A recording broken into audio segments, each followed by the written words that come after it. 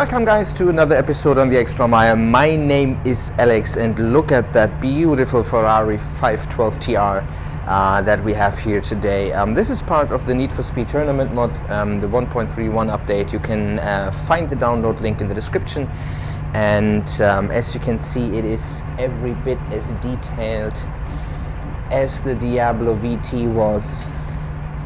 Absolutely beautiful. So as you can see, we have a new camera here, the pedal cam, and that will be part of every driving episode from here on out. And to celebrate the first episode where we have the cam, I thought it would make sense to give you guys an introduction to heel and towing. A lot of you will already know what it is, how it's done, what it's for, and so on. But I thought that maybe a few of you guys do not know that yet.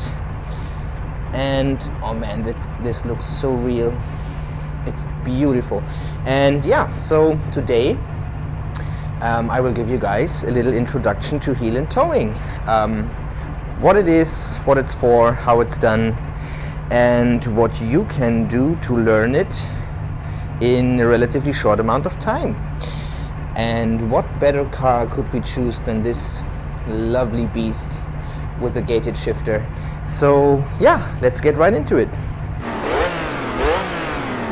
Oh yes, this is nice.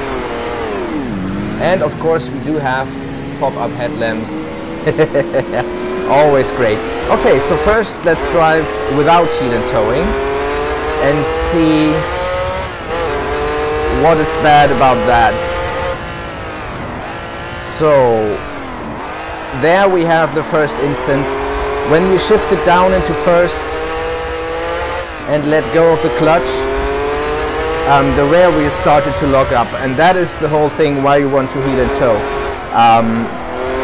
When you want to shift down a gear, the engine has to rev up all the internals, the crankshaft, the cams, the pistons, the rods, everything has to spool up to match the speed of the drivetrain. There again. And that causes a braking effect, a little bit of negative torque, so to speak.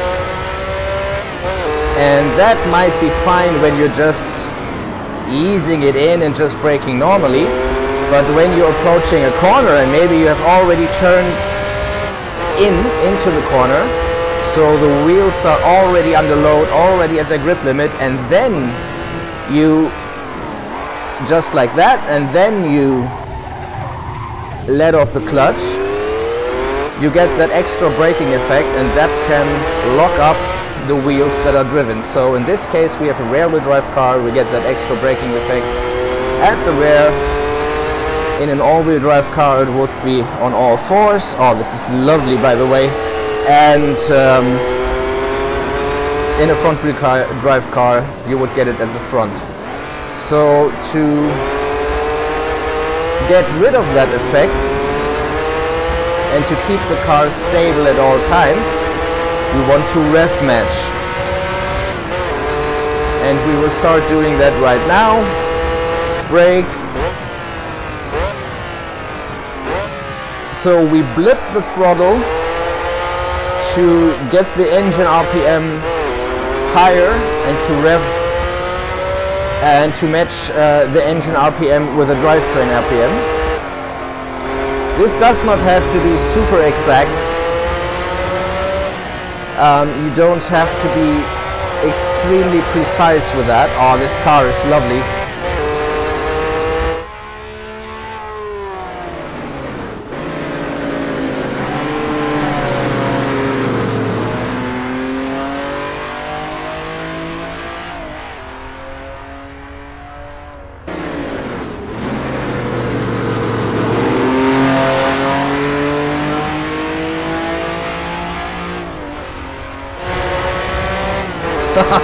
This car is amazing to drive, by the way. So this car does rev relatively quick. So when you're in neutral, it's pretty quick to rev up, which means it has a relatively light flywheel. There are engines out there that might take a bit more time to rev up. Every car is a little bit different in that way.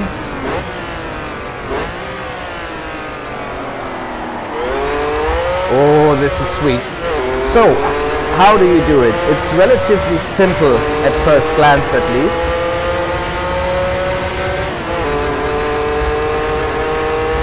You brake with your toes and then you rev match with your heel. Hence the term heel and towing, which looks pretty simple, and it is actually, but it might take some time to get used to. I first started heel and towing back in the Grand Prix Legends days, back in the 90s, before I even had a license. I saw a video online of an ex-Formula 1 driver who actually drove those cars in the 60s, and he was sim racing in GPL, and he was heel and towing, and he had a pedal cam there actually, and I thought it looked so cool. I just had to learn how to do that. And so then I started to practice. Took me maybe a few weeks to really get a feel for this. But once you've learned it, it's in there. Man, this car is a beauty to drive.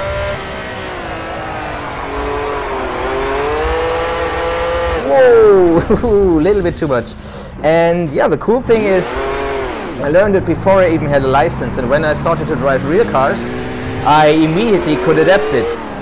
That's one of the beautiful things about sim racing, is that you can learn stuff in sim racing and adapt it to the real world, and vice versa, of course. So yeah, that worked pretty well.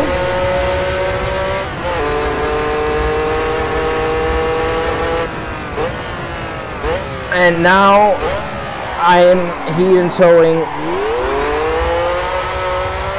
pretty much every time I drive a car, no matter what it is. Could be a diesel van, I heel and tow. Oh, not that it's necessary in a diesel van, but it's just fun to do. Oh, too much!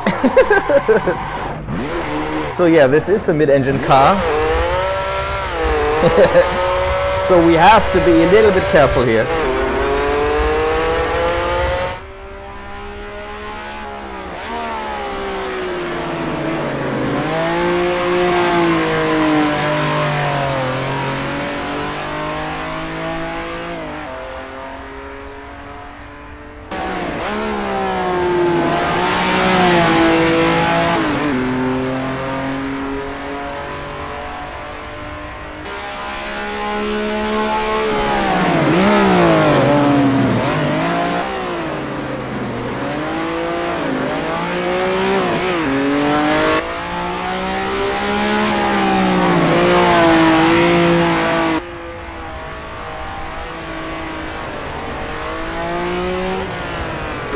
One thing that needs a little bit of practice, that I still get a little bit wrong sometimes if I don't focus, is that you keep in equal pressure on the brake. Sometimes when I heel and tow, I tend to lift off the brake just a little bit, especially in sim racing. That was better. In a real car, you immediately notice that, because you get jerked around a little bit because you ease off the brake, and then you are reminded to keep the pressure equal. But in sim racing it is not that noticeable, since you don't have the G-forces.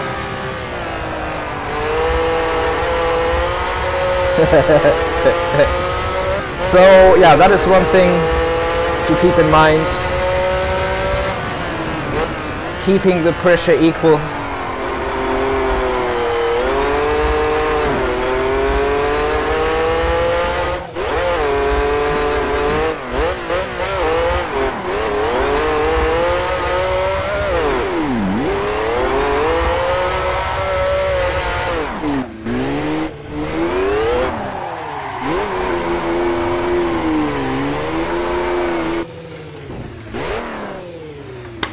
Alright guys, this is it for the heel and towing episode, for the first one at least. As I said, this pedal cam will be standard from here on out, and I really hope you like it. And yeah, if you have any further questions about heel and towing, what it all means, how it is done, feel free to post those in the comments. If there are drivers out there, and I know there are quite a few, who already know how to heel and tow and who think I have forgotten something about it, feel free to mention that in the comments as well.